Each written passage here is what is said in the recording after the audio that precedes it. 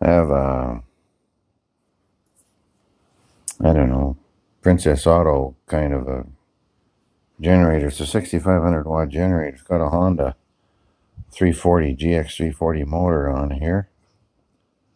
And I put this propane evaporator carb dual fuel system on, and I couldn't get it to run. And now when you buy it off the guys on the eBay, they are just a seller. They don't know nothing about this thing, so no point in asking them.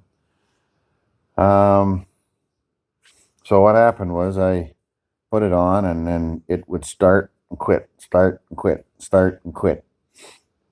Like it was running out of fuel. And I thought, well, that's weird.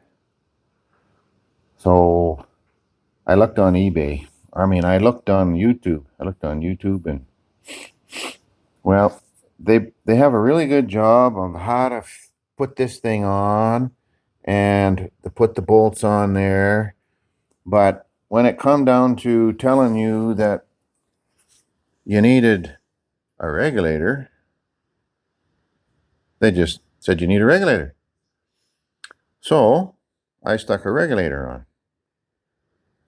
The first regulator wasn't enough. It was only, that's another thing I learned. There's not pounds per square inch, it's inch column of water that you got to read it by. So I started out with 1.5 inch column in a water column, and it wasn't enough. So then I got a bigger one, which I had on a weed whacker thing that I have that's propane powered, and it was way too big. It was just blowing propane into the motor like it was going out of style. So that wasn't going to work. So I took it off and I tried another one.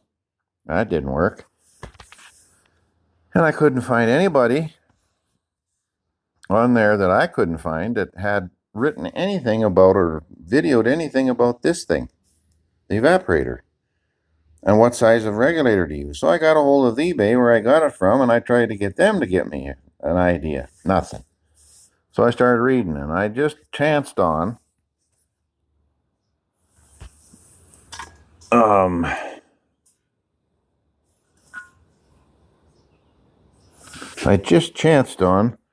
read that said that you needed 11-inch water column. Just pure fluke. And I couldn't find that article again, of course. That was a long time ago that I found it. So I got borrowed one off of a neighbor. And then I put it on, and it's dual fuel, so I had been running it on gasoline. So I switched it over to propane, and it fired right up. But it sucks the gas out of the float bowl while it's running on the propane, so it's running really rich. Like it sounds like the choke's locked on until the fuel runs out of the float bowl, and then it just purred like everything. So when I shut it off, I couldn't get it to start again. So we're going to try it again this morning here. See if it'll go. I gotta see if this battery.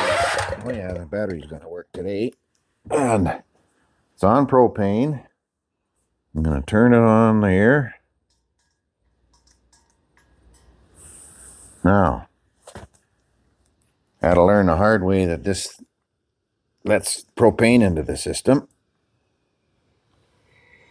There. Now let's see if it starts.